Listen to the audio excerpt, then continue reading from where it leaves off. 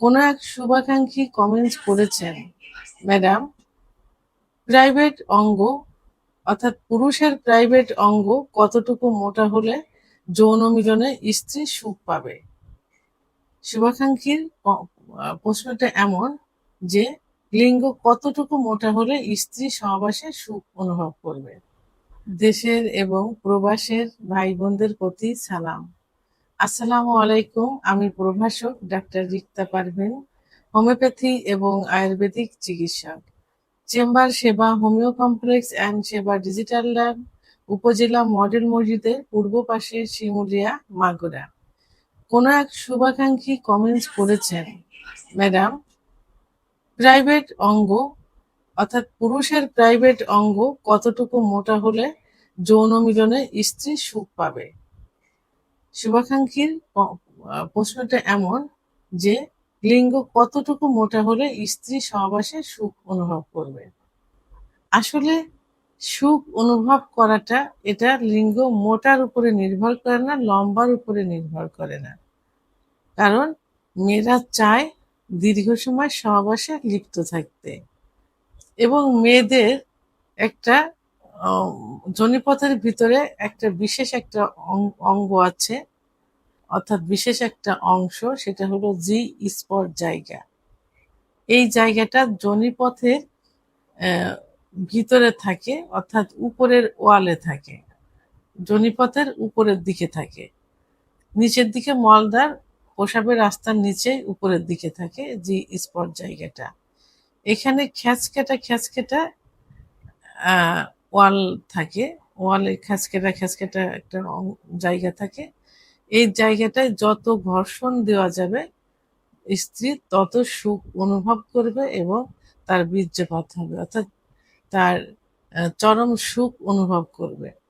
তাহলে এটা কিন্তু মোটা লিঙ্গ দিয়েও করা যায়, এবং চিকন লিঙ্গ যাকে মাইক্রো অর্থাৎ পেন্সিল পেনিস বলে যেটাকে, এটা দিয়েও কিন্তু করা যায়। শুধুমাত্র কিছু টেকনিক অবলম্বন করলে, কিছু অভিজ্ঞতা থাকলে এবং পজিশন চেঞ্জ করলে এটা করা কিন্তু সম্ভব হয়।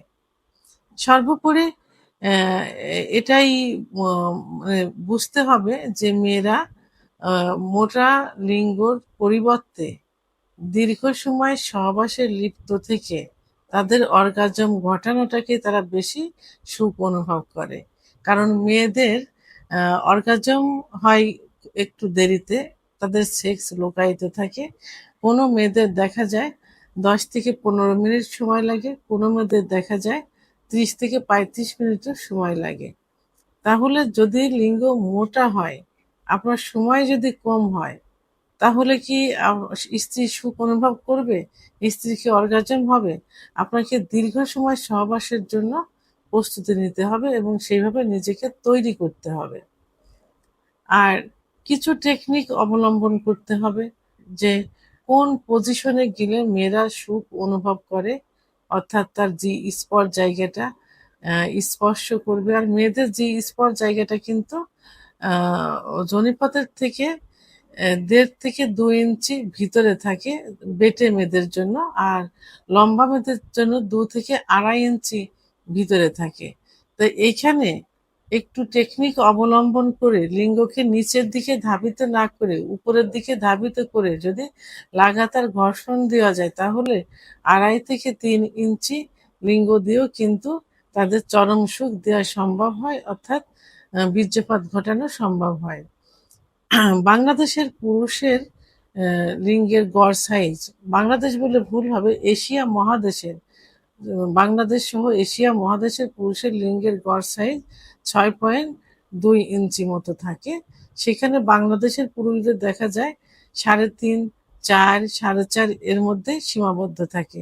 এর কম যাদের লিঙ্গ থাকে, ছোট থাকে, তাদের দেখা যায় 2.5 ইঞ্চি থেকে 3 ইঞ্চি থাকে, এটাকে মাইক্রোপেনিস বলে। এবং লিঙ্গের যে পরিধি, অর্থাৎ মোটা যতটুকু লম্বা থাকবে তার থেকে 1-1.5 ইঞ্চি চিকন হয়ে থাকে। যদি 6 ইঞ্চি থাকে তাহলে 4.5-5 ইঞ্চি মতো পরিধি হয়, অর্থাৎ মোটা হয়। তবে বাংলাদেশের পুরুষের জন্য 4.3 ইঞ্চি থেকে 4.7 ইঞ্চির মধ্যে সীমাবদ্ধ থাকে লিঙ্গের পরিধি। তাহলে এই যে লিঙ্গের পরিধি যেটা এই 4 থেকে 3, 4 থেকে 7, এটা যদি থাকে তাহলে মেয়েরা কিন্তু চরম সুখ অনুভব করে। আর মেয়েদের যোনিপথ ইলাস্টিসিটি অর্থাৎ রাবারের মতো, এতটা লুজ না, এতটা বড় না যে তার মোটা পেনিসের প্রয়োজন হবে, মোটা লিঙ্গের প্রয়োজন হবে। এখানে এটা রাবারের মতো ইলাস্টিসিটি, ভিতরে পুশ করলে সেটা জায়গাটা বলে যাবে, আবার বের করলে আবার জায়গায় চলে আসবে। তাহলে মোটা লিঙ্গের প্রয়োজন হয় না। এখানে যাদের লিঙ্গ চিকন থাকে সে চিকন লিঙ্গ দিয়েও কিন্তু আহ, তাদের চরম সুখ দেওয়া সম্ভব হয়ে থাকে। তাহলে সর্বশেষ এটাই বলবো যে বাংলাদেশের পুরুষদের লিঙ্গের পরিধি কতটুকু, 4.3 থেকে 4.7। এটা কিন্তু সবার জন্য নয়। এটা আবার অনেকের আছে, দেখা যায় যে 3, 3.5, 2.5 এর মতো কিন্তু থাকে। অর্থাৎ যে অনেকের পেন্সিল পেনিস থাকে। এটা দিয়েও কিন্তু তাদের সুখ দেওয়া সম্ভব যদি তারা একটু টেকনিক অবলম্বন করে এবং তাদের অভিজ্ঞতাকে অ্যাপ্লাই করে বা কাজে লাগায়। তাহলে টেনশনের কোনো কারণ নেই। আপনি আপনার আপনার লিঙ্গ যেটাই থাকুক না কেন সেই লিঙ্গ দিয়ে আপনি আপনার স্ত্রীকে সুখ দিতে পারবেন, আহ, যদি আপনি দীর্ঘ সময় সহবাসে লিপ্ত থাকতে পারেন। দীর্ঘ সময় সহবাসে লিপ্ত থাকার বিষয়টা মাথায় রাখতে হবে। যদি এই সমস্যাটা হয়ে থাকে তাহলে আপনারা একজন অভিজ্ঞ সম্পন্ন রেজিস্ট্রারকৃত ডাক্তারের শরণাপন্ন হতে পারেন।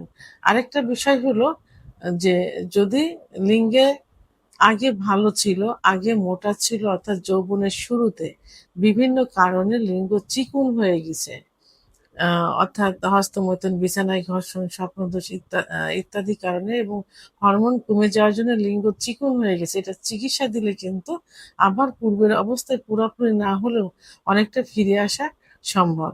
কারণ এটা সেরে যাওয়া যোগ্য, এটা স্থায়ীভাবে ধ্বংসপ্রাপ্ত হয়ে থাকা রোগ নয়। এটা সঠিক চিকিৎসা দিলে এটা ঠিক হয়ে যাবে। সেহেতু আপনার যদি এই সমস্যা হয়ে থাকে আপনি ডাক্তারের দেখান, চিকিৎসা নিন, ইনশাল্লাহ এটা পূর্বের অবস্থায় না হলে অনেকটা ফিরে আসবে।